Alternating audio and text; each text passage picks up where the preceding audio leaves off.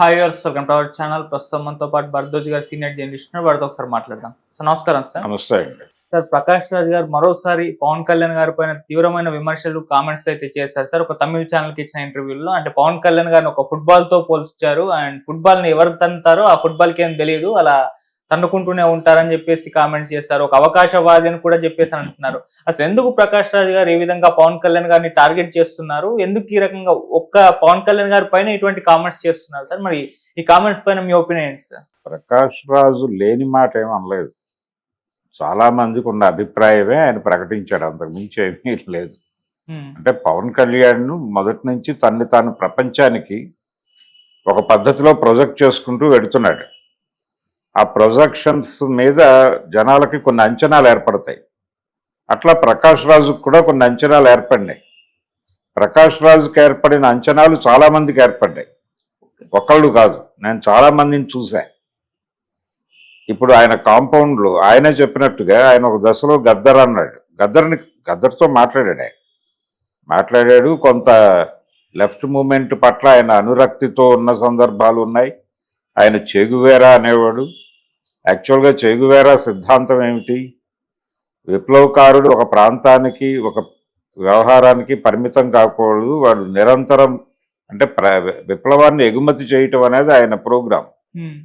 ఒక దేశంలో విప్లవం విజయవంతం అయిపోయిన తర్వాత ఈ అనుభవం తీసుకుని వీళ్ళు అంటే ఇమ్మీడియట్గా ఇక్కడ రాజ్యాధికారంలోకి వచ్చేసామని చెప్పి తృప్తి పడకుండా ఈ విప్లవాన్ని ప్రపంచవ్యాప్తం చేస్తే తప్ప ఇది నిలబడదు.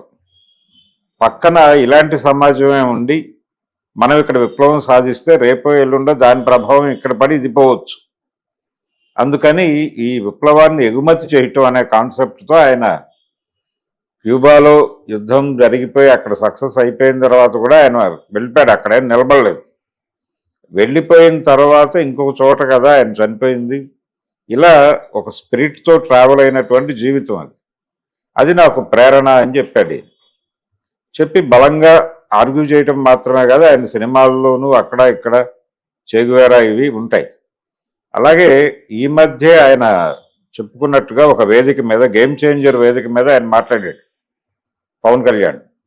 ఏది ఎవరి గురించి మాట్లాడాడు? ఆయన అజయ్ సూర్య గురించి మాట్లాడుతూ ఖుషి వాళ్ళిద్దరూ కలిసి చేసినటువంటి ఒక బ్లాక్ బస్టర్ సినిమా, అద్భుతమైన విజయం సాధించిన సినిమా. ఆ సినిమాలో అప్పుడే భారతదేశంలోకి ప్రవేశించినటువంటి నూతన ఆర్థిక విధానాల మీద విమర్శ చేస్తూ ఒక పాట ఉంటుంది, ఒక దేశభక్తియుతమైనటువంటి గీతం. దాని బ్యాక్గ్రౌండ్లో దేశం ఇలా అయిపోబోతోంది అని ఒక చిన్న కల్పన చేస్తూ చిన్న స్ట్రీట్ ప్లే లాంటిది చేస్తూ ఆ షార్ట్స్ ఉంటాయి ఆ పాటలు. అదంతా సూర్య ఆలోచించాడా లేకపోతే పవన్ కళ్యాణ్ ప్రేరణతో ఆ సన్నివేశాలు దొరిలాయా అనేది కూడా మనకి స్పష్టంగా అర్థమైంది. ఎందుకంటే అదే సినిమా తమిళ్లో కూడా తీశారు, తమిళంలో ఇది లేదు. సో ఇది పవన్ కళ్యాణ్ ఇంటర్వ్యూన్ అయ్యి వీళ్ళిద్దరూ కలిసి కల్పించినటువంటి సన్నివేశాలు అనేది అర్థమైంది ప్రపంచానికి. సో పవన్ కళ్యాణ్ కొంత ఒక ఐడియాలజీ ఉంది అతనికి అనే అభిప్రాయం జనాలకు కలగటం మొదలైంది. ఈ క్రమంలోనే ఆయన జానీ సినిమాలో కూడా మాస్టర్జీతో పాటలు రాయించుకున్నాడు. మాస్టర్జీ లెఫ్ట్ ఉద్యమాలతో నడిచినటువంటి మనిషి. ఆయనతో పాటలు రాయించుకుని అందులో నారాజు కాకురం మా అన్నయ్య అని ఒక పాట ఉంటుంది. నవాబులు నిర్మించిన నగరంలుంటూ కులమతాల గొడవలు నీకెందుకు రన్నా అంటాడు అని పాట ఉంది. దానిలో మతోన్మాదం మీద చాలా సీరియస్గానే క్రిటిసిజం పెడతాడు. ఆయన పెట్టి కొంచెం తను కొత్తగా ఆలోచిస్తున్నాడు అనేది అనిపించేలాగా చేశాడు. ఆయన కల్పించిన అభిప్రాయాలే ఇవన్నీ. ఎవరో ఆయన మీద రుద్దిన అభిప్రాయాలు కాదు. ఆయనే తన సినిమాల ద్వారా, తన వ్యవహారాల ద్వారా, తను కలిసే వ్యక్తుల ద్వారా ప్రపంచానికి అర్థం చేయించినటువంటి వ్యవహారం. అదే ప్రకాష్ రాజుకు కూడా అర్థమై ఉంటుంది. ప్రకాష్ రాజు అతను కలిసి సినిమాలు చేశారు కదా. బద్రీ సినిమాలో వాళ్ళిద్దరూ ఒకళ్ళ మీద ఒకళ్ళు పోటీగా నటించిన సందర్భంలోని ఇంటరాక్షన్ ఉంటుంది కదా. ఆ ఇంటరాక్షన్ సందర్భంగా ఈయన అప్పటికున్నటువంటి అభిప్రాయాలు, ఈయన భావజాలం ఆయనకి వ్యక్తీకరించి ఉంటాడు కదా. ఆయనకు ఒక పిక్చర్ వచ్చి ఉంటుంది కదా ఈయన మీద. ఇలా ప్రతి ఒక్కరికి పవన్ కళ్యాణ్ అంటే ఒక ఇమేజ్ ఏర్పడిపోయింది. ఏర్పడిన తర్వాత ఈయన మళ్ళీ ఒక టర్న్ ఎటు ఆయన జనాలందరినీ కంగారు పెడుతూ వెళ్ళి మోడీని కలిశాడు 2014 ఎలక్షన్స్ కంటే ముందు. ఈయన ఒక పొలిటికల్ పార్టీ పెడుతున్నాను అని చెప్పి సోలోగా ఒక ప్రకటన చేశాడు అంతకుముందే. ఈ ప్రకటన చేసినప్పుడు కూడా ఆయన లెఫ్ట్ ఐడియాలజీతో ముందడుగు వేస్తాడు అని చాలామంది అనుకున్నారు. ఆయన ఆ ధోరణిలోనే మాట్లాడాడు. ఇంకా డయాస్ మీద ఎవరో ఉండరు, ఆయన ఒకడే ఎక్కి మాట్లాడేసి దిగి వెళ్ళిపోతాడు అంతే. ఇలా ఒక 2 మీటింగ్స్ నడిచినాయి. పవనిజం అనేటువంటి ఒక పుస్తకం మార్కెట్లోకి వచ్చింది.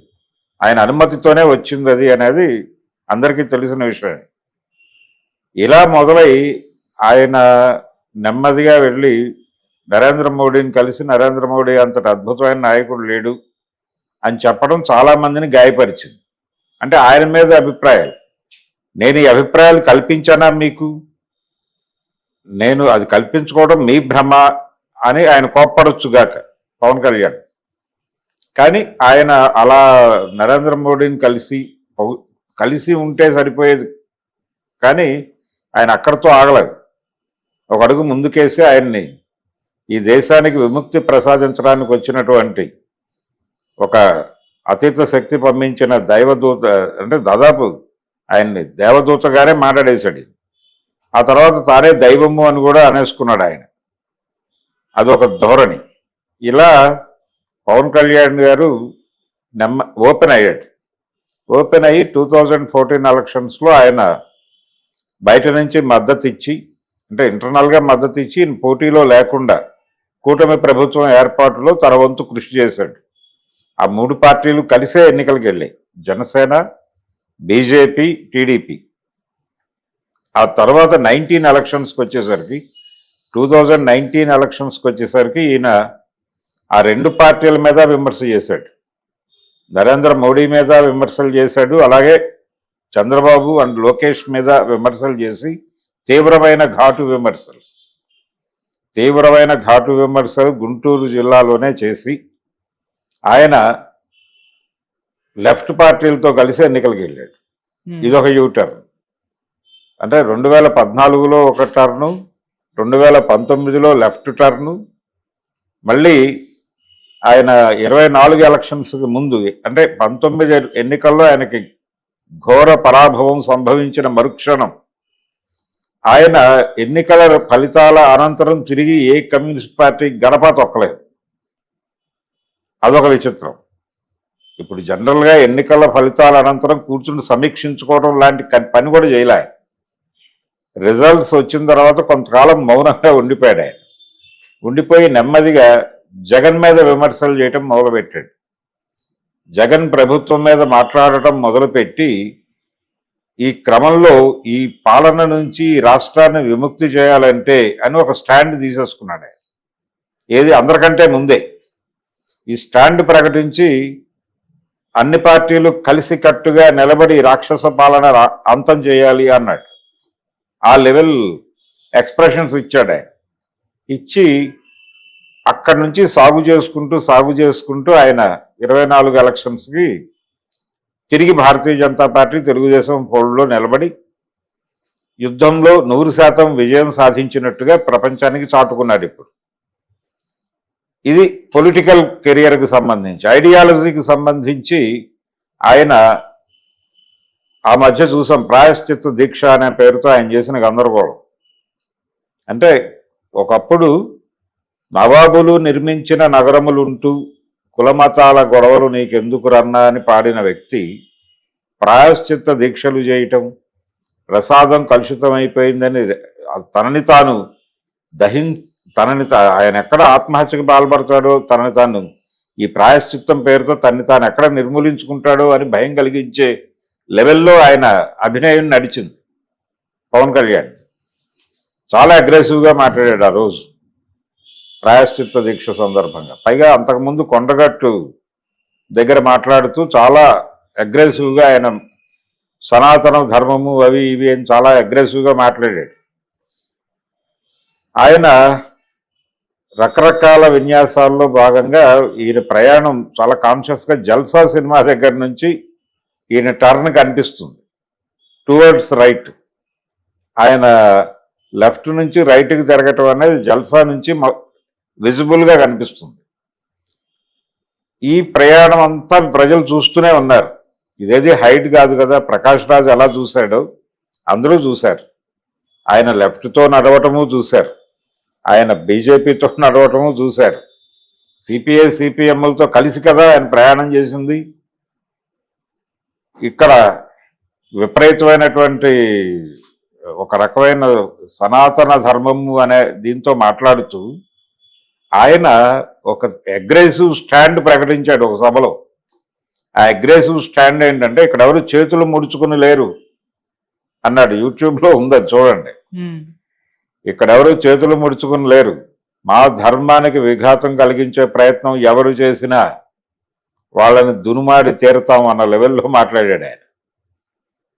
ఇది మా సెల్ఫ్, ఇది మేము మౌనంగా ఉన్నామంటే మేమేదో తగ్గిపోయి ఉన్నాము, మేము చేతకాని వాళ్ళం అని అనుకోవద్దు, మేము చేతకాక కాదు అని వార్నింగ్ ఇచ్చాడు.